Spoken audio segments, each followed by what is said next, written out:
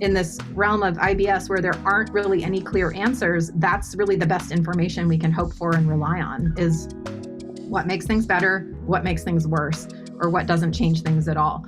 And, collectively that helps us understand what's going on under the hood. You were talking about, okay, there are certain things that we need to do in a sequence, but there are some things that gotta happen as a kind of like a common denominator, is like these things you gotta do anyway. So what is wrong with IBS medicine? That's what we're gonna talk about today.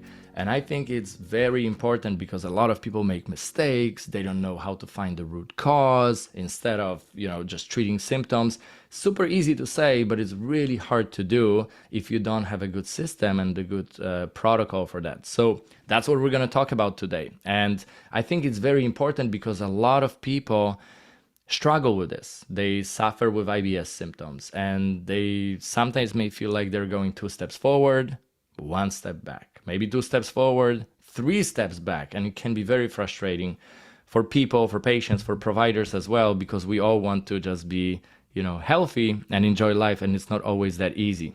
So today we're going to talk about this, and I'm actually very happy to let you know about the framework of what we are doing here, because why we are here. If you're watching for the first time, maybe you're listening to this for the first time, we are here because there are many people who go from doctor to doctor, from a specialist to a specialist. And even if they follow recommendations, sometimes, many times, they will not feel better.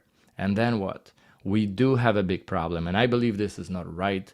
Somebody has to do something about it, and we are one of the people, or some of the people, that are making a difference here. So Polish Your Life is an integrative healthcare community. We also have a doctors networking group, and we are actively searching for the best healthcare speakers, healthcare clinicians, providers, doctors, all the people who can come together as an integrative healthcare model. They can collaborate, share resources, and give people the best clinical outcomes. That's what we do at Polish Your Life. So if this is something you're up for, definitely follow Polish Your Life on YouTube and social media platforms. See what we do, see the providers that we have, because they are awesome, and connect with them because they have amazing knowledge and resources that you may need. And if you are a healthcare provider, collaborate, because that's how we get the best clinical outcomes as fast as possible. In that context, searching for all these providers and all these amazing people who are around us that we can find, I'm very happy to introduce to you our guest today, because that's what she specializes in, IBS and SIBO as well, which is very interesting because those two are like brother and sister you don't always want to meet. It's like this is a combo of symptoms that is really not fun. But because they go together, we need to talk about them together.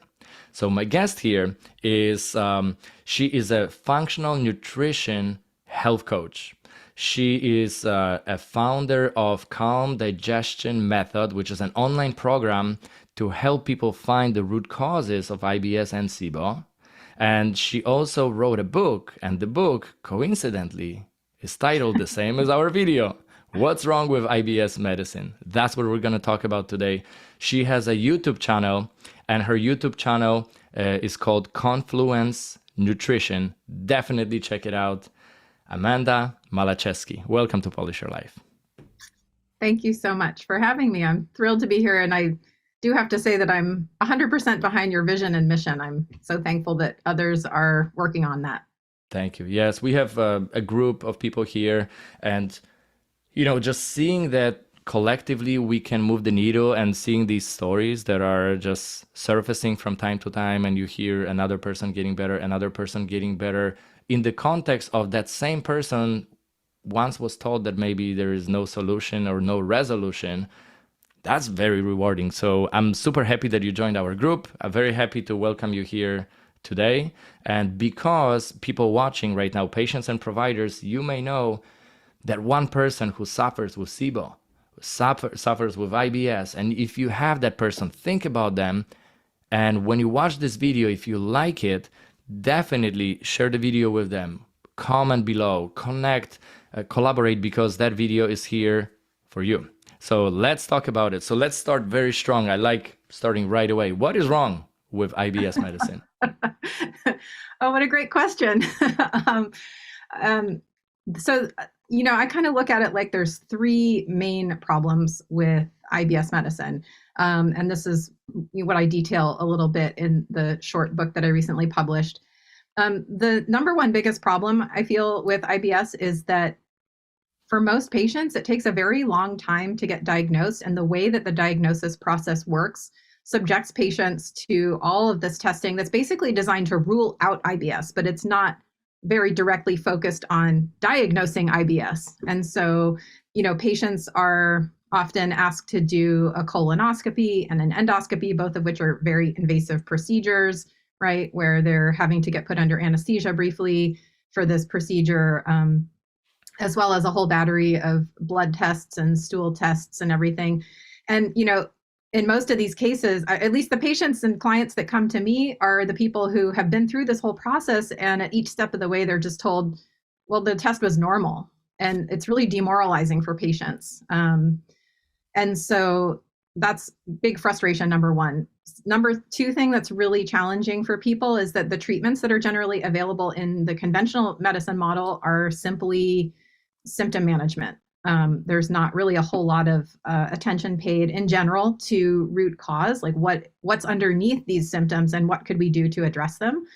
And then, the third thing is that a lot of times when doctors finally do offer this diagnosis, they may give patients some really basic advice about diet and lifestyle, but they really don't give nearly enough detail to help their patients. Like, I'm really grateful that a lot of doctors are now up on the fact that the low FODMAP diet, for example, is a very, data positive option for people with IBS. But, sometimes the doctor will just say, well, here's a 1-page handout about that, or, just go look it up on the internet. And inevitably that just leads patients to be extremely confused and overwhelmed, or just to not have nearly enough information to do what they need to do to use that tool appropriately. So, those are the, the three main things that I see are a huge problem for IBS patients, and that we could certainly be doing better for them.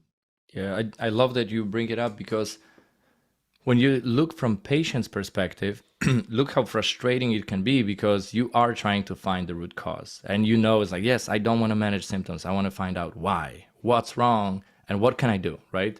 So now they're given something that is generally actually good advice, like, work on your diet. It's great. Of course you need to work on your diet.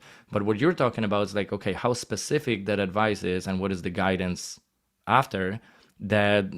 I think that's a big problem. So low FODMAP, we are talking about how well it's being explained to people and how well they're guided after. I would even go one step before. How many of our viewers know what low FODMAP is, right? Right. I think a lot of people genuinely have no idea, they have never heard about it. And now they are starting to discover it. Then they go to Dr. Google, and we do have a problem there, because even within low FODMAP, I was just talking about this same very diet with Monica.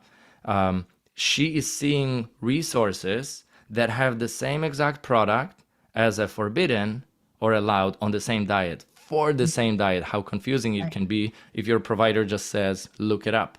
It can be confusing. So I wanted to ask you about some mistakes that people make. So let's say there is a diagnosis of IBS, or people suspect, okay, you may have SIBO, right? And then that patient goes home.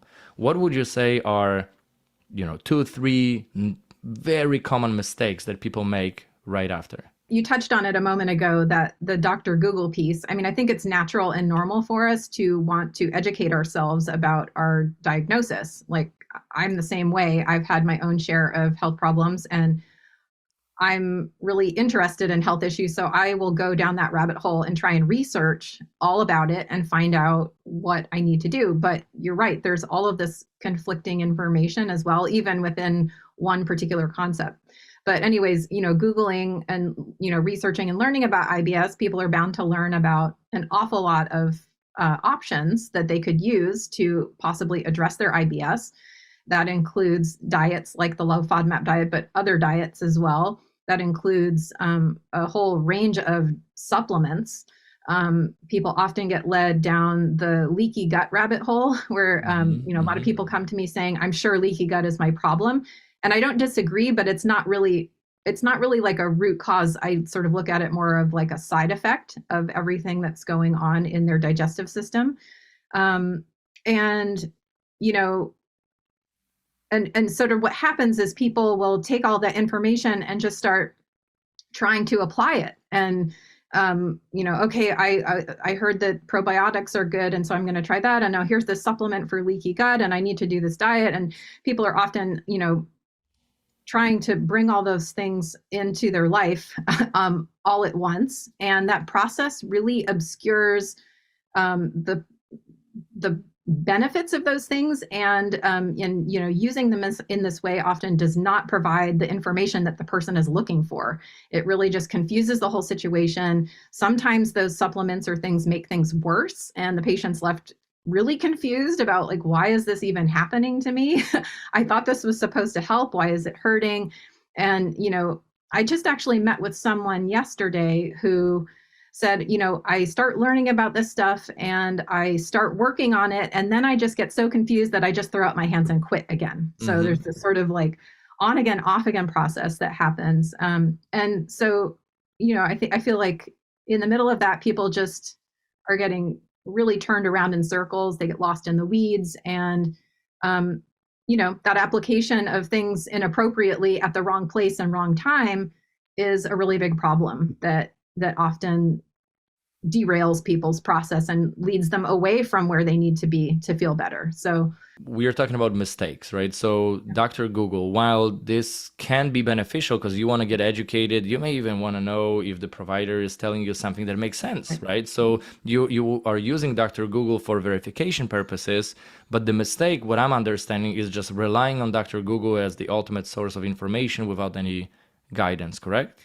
Yeah, and that's a really good way of framing it, because like we've been sort of touching on, each of those things has nuance to how it could or should be used appropriately, or even if it should be used. In a lot of cases, people come to me telling me I'm using this and this and this, and it's like, that's not really appropriate for your current situation, or that supplement isn't recommended given what you've told me about your current diagnoses and symptoms, or that might be useful later, but you shouldn't be using it right now.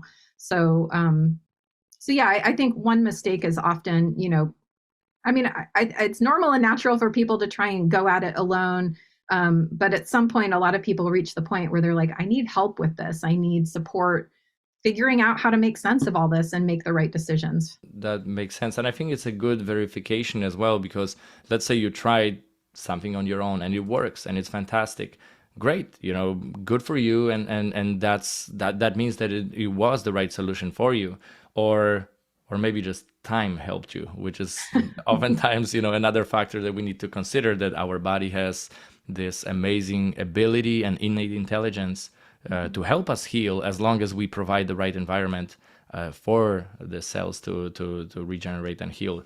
So that is very good. And the second thing that you mentioned is also important. So even though certain things may be confirmed to work for SIBO or IBS, and we know that these are good, applying them all at once without a good strategy, that is a problem and a mistake right now. And what I'm understanding what you're saying is that sometimes it may not be the right strategy, one, to apply all of it at the same time, and also two, it may not be a good idea to apply it all at once, especially if we want to verify which one of them is working or not working, right? Because how do you know if you change 7 things, how do you know which one made you feel worse?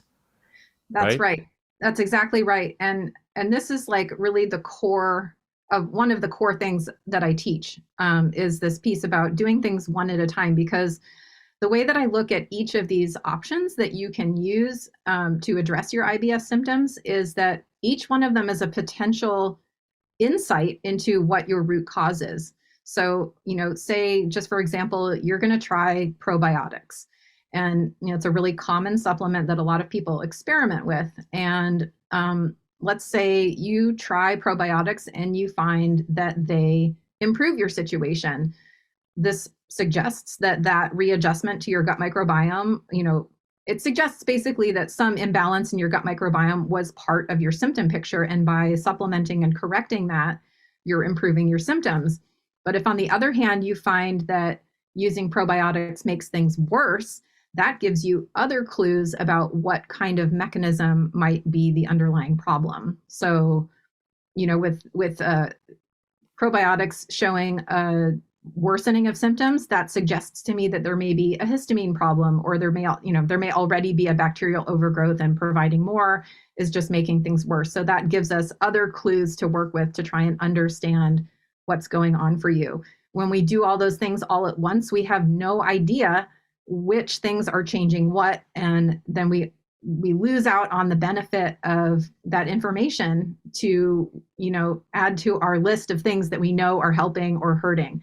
And ultimately, in this realm of IBS where there aren't really any clear answers, that's really the best information we can hope for and rely on, is what makes things better, what makes things worse, or what doesn't change things at all.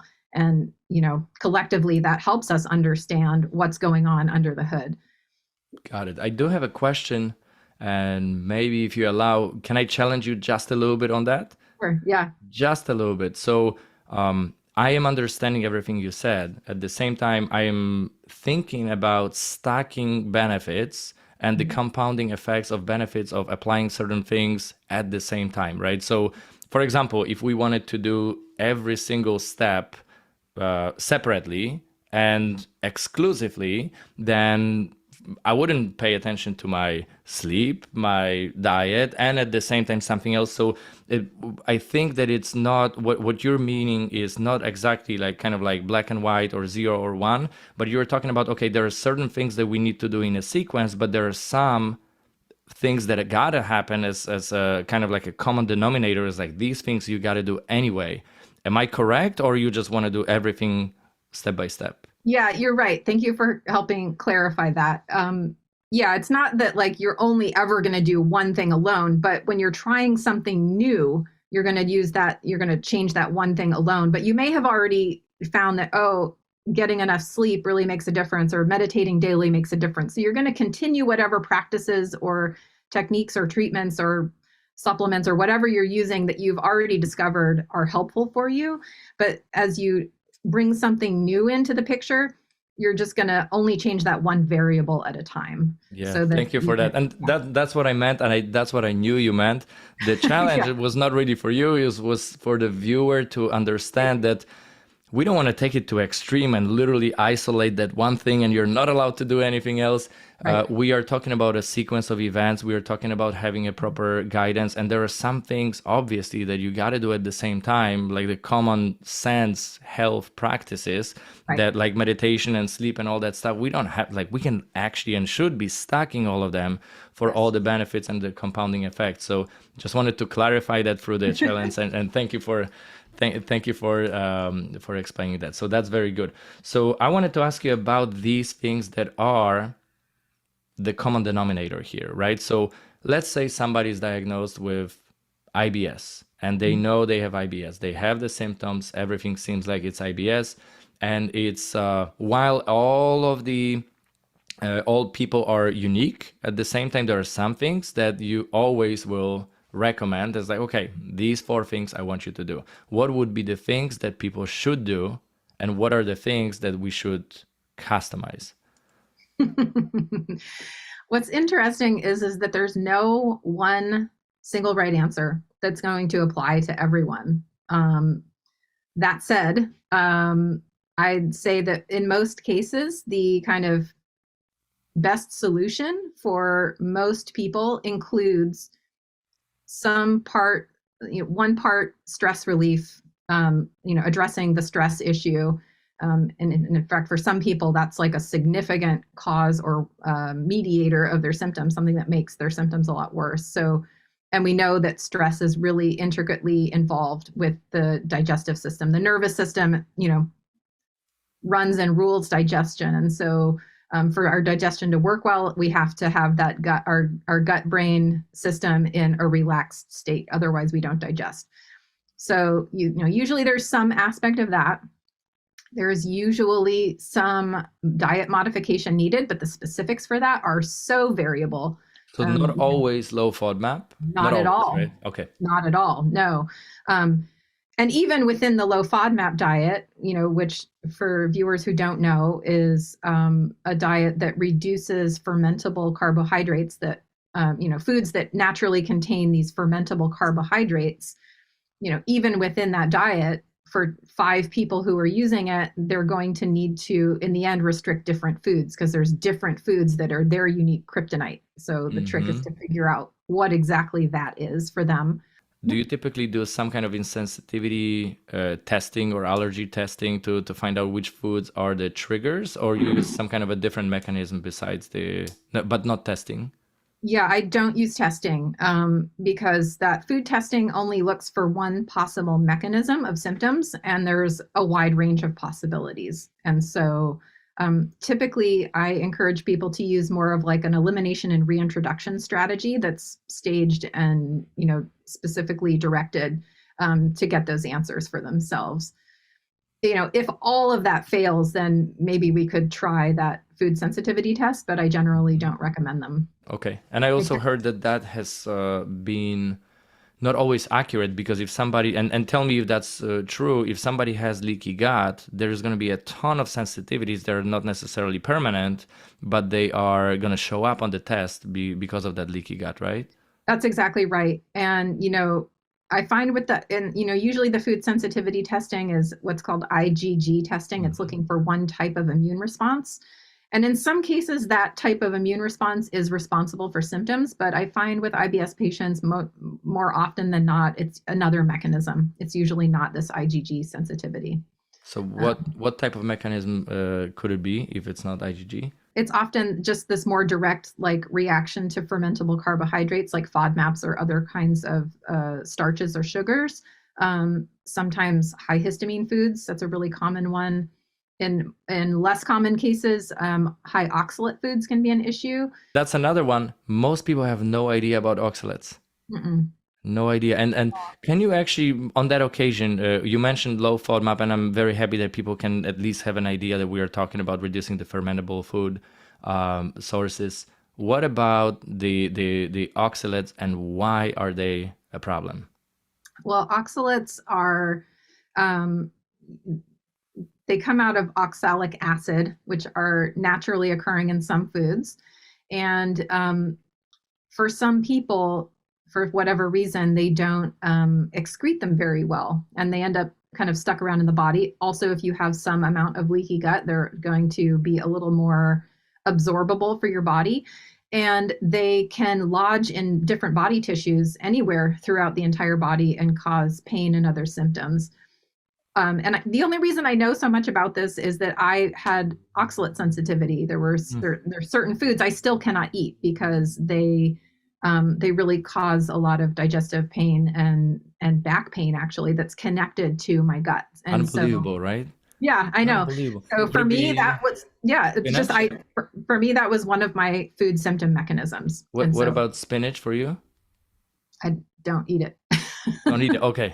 I don't eat it. I mean, if I do, I eat a very small amount. Sometimes I do, but I generally try and keep my oxalate content in my diet on the relatively low to medium side. And that's on that note, I also want to tell people who are watching, providers or patients, this is the reason why you do have a health coach, because sometimes we have the need for a degree, which is so confusing to a lot of people, and it's problematic, because sometimes you have a doctor who is going to be a medical doctor, and in theory they're going to be just so knowledgeable about nutrition, but when you look at the amount of nutrition training that they have for their specific profession, that may be extremely small amount, versus, for example, a chiropractor has usually much more nutrition training than a medical doctor.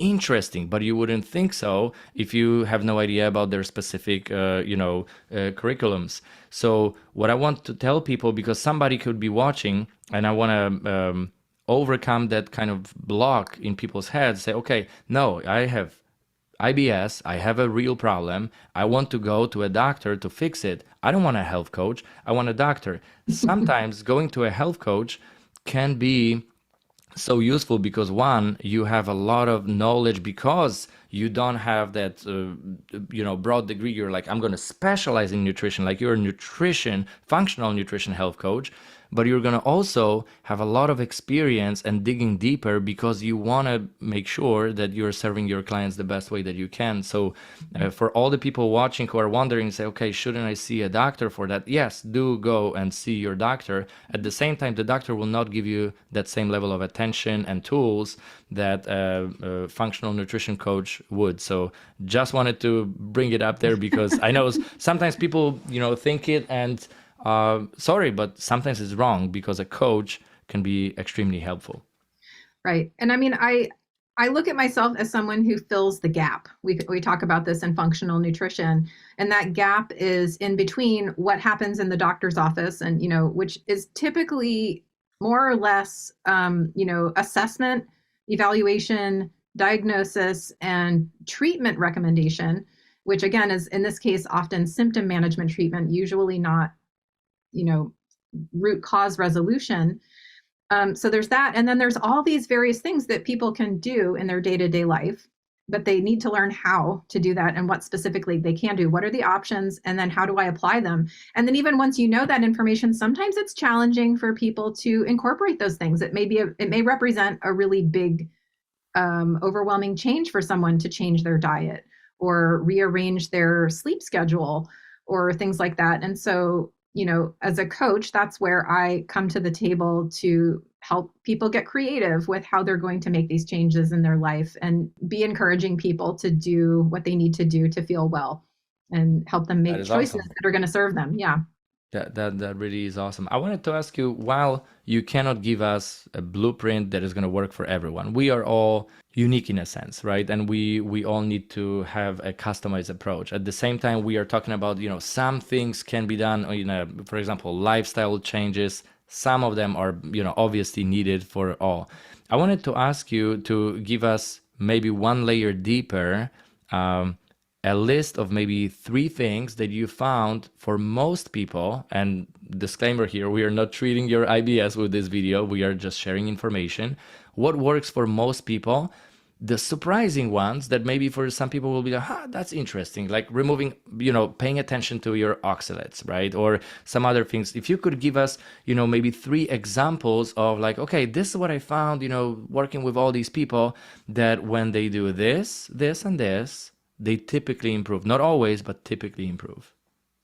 That really is an unanswerable question. Because, let's try.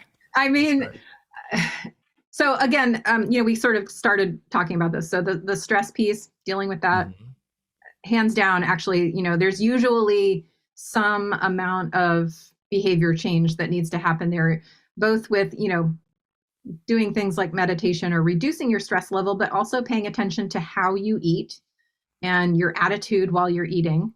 A lot of us eat in a hurry. We don't eat. We are gobbling our food. We're not chewing. We're with a cell phone, we're playing to emails, right? So it's like the very first thing I work on with my clients is like inviting them to evaluate their experience around food and how they eat. I've been really shocked and surprised at what a difference attending to this makes for a lot of people. And thank you for reminding me about mindful eating, because we were just talking about this some time ago with Dr. Purohit. She recorded a video about mindful eating, great video. And then right after the video, of course, I pay attention. But guess what? I think I ate my breakfast with my phone. So thank you for the reminder. Yeah. So that single thing, I think, applies for all of us. We all could probably do a little better, if not a lot better with that. And, that includes even things like really chewing or avoiding liquids during our meals. A lot of people aren't aware of this and how this can really, you just try and keep it away from meals while you're eating, not chugging a giant glass of water or other liquids. And what I understand why, and we've done quite a bit of digging into Monica's, my wife's digestive issue, but I think a lot of people may not understand why you're saying this. So if you could explain to the people watching or listening why we shouldn't be eating and at the same time drinking lots of fluids at the same time. Right. Well, you know, one of the other things that I really encourage people to work on is just supporting their basic digestive function. Just, thinking about the anatomy and physiology of the digestive system and supporting it to do its job appropriately. And so, one of the most important pieces of that digestive physiology is our stomach acid.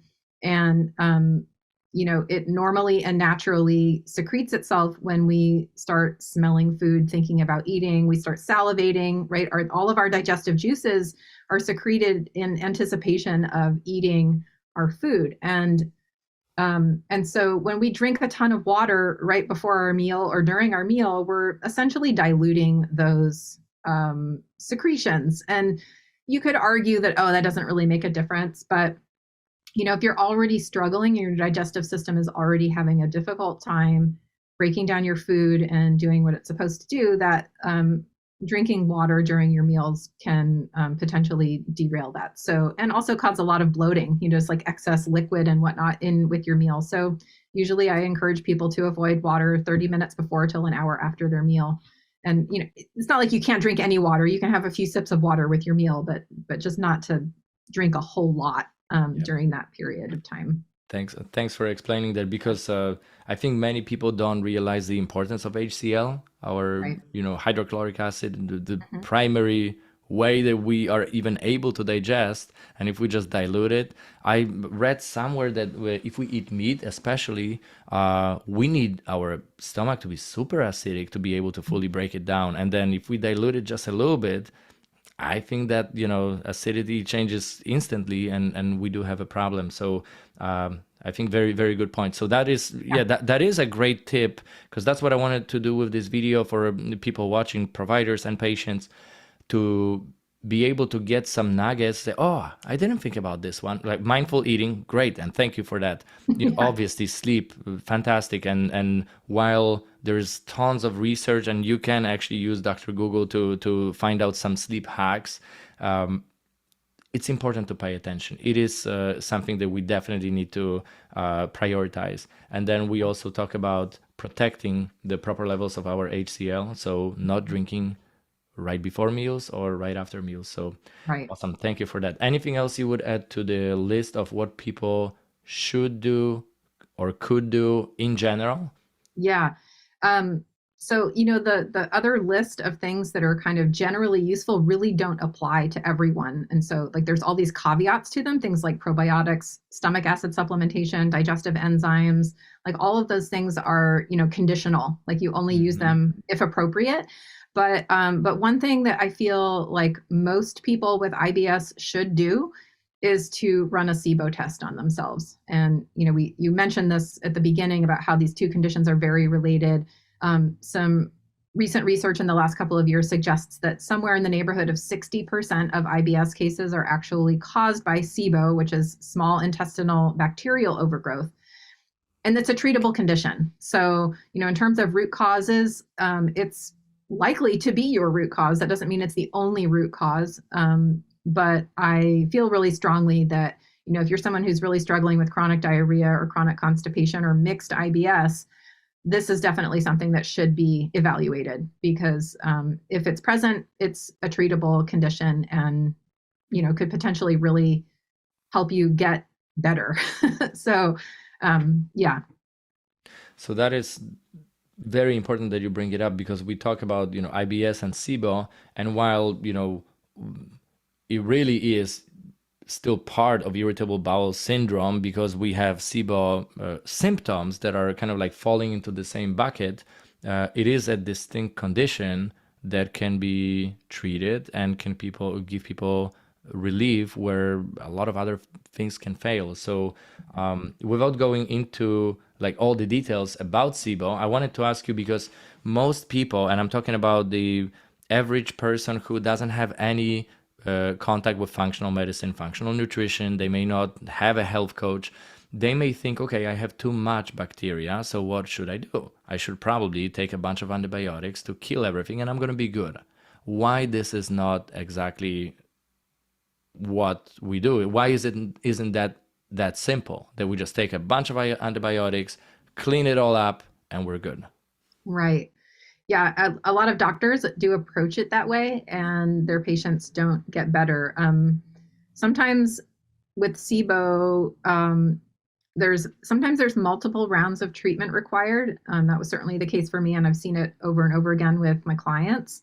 So that's part of it. But really, even though SIBO is this overgrowth of bacteria, the reason that the SIBO is happening is that there's some kind of problem with the motility, or otherwise known as the speed with which things move through your gut. Usually SIBO happens because there's been some disruption to that normal motility in your small intestine. And so you have to understand that and treat that for whatever your root cause reason is for that to get better. And if you don't address that, you will continue to generally have a recurrence of bacteria, because it can just keep building up because the motility in the small intestine isn't doing its job as it should. So what is one example of a reason of that motility being affected? The most common one is actually having had a case of food poisoning previously, which a lot of people don't realize. And a lot of times when I bring that up for people, they'll say, "Oh, I did have really bad food poisoning a couple of years ago. Mm-hmm. I didn't realize that was connected." So that's the most common reason, but it can also have to do with things like opioid use, slow down the gut motility. Having had previous accidents or abdominal surgeries can lead to scar tissue or adhesions in the gut, and that can slow motility down. Interestingly enough, this is something I learned kind of recently, is that type 1 diabetes is associated with with slower gut motility for one reason or another. I'm not exactly sure how that works, but yeah. Wow. So, and then, things like Hashimoto's thyroiditis, for example, that condition often causes constipation or slow gut motility just due to the lack of, low levels of thyroid hormone. So there's lots of potential reasons for that. Got it. Well, that's a very good insight here. And I'm assuming, because, of course, I wanted to ask you, okay, how do we speed it up? But I'm assuming the answer is going to be, it depends what the reason was. That's address right. that reason. So we're coming back to full circle to, okay, why your program is unique. And one of the things that you mentioned to me is that it's that customization, it's finding the root causes of your specific symptoms and then treating them. So tell people a little bit more so let's say somebody's watching this video and they still have questions. Yes, please comment below, connect, collaborate together. If you're a physician, definitely connect, because I think working with people like Amanda will be a good extension of your practice if you're a doctor. And if you're an individual watching this, of course, comment, connect, and let's do that. If people want to follow you and they will want to learn more, watch your videos, and she has awesome videos, really. Instagram, YouTube, etc. Tell people where they can find you. Yeah, so my YouTube channel is Confluence Nutrition, as you mentioned earlier. So that's kind of my main platform where I provide content and videos, and lots of great, short videos over there about managing SIBO and IBS. And my Instagram handle is Confluence Nutrition 26. So that's where you can find me on Instagram. I'm on Facebook, but I don't do a whole lot over there. But that's Confluence Nutrition over there. And then, my website, confluencenutrition.com. If you head there, you can find more information about my Calm Digestion Method program and learn more about me specifically. So. Yeah, this is very good. And I wanted to ask you one last question about integrative healthcare approach to what you do. So if we could help you advance the the purpose, right? So you are on a mission to help a lot of people, and you're trying to do it within your own scope of practice. And at the same time, you may be looking for collaborating partners. You may be looking for external resources. How can we as a group help you? Great question. I often we often reach a point in a client's journey where they do need medical care, where they, need prescription medication that I, of course, can't prescribe, and they need,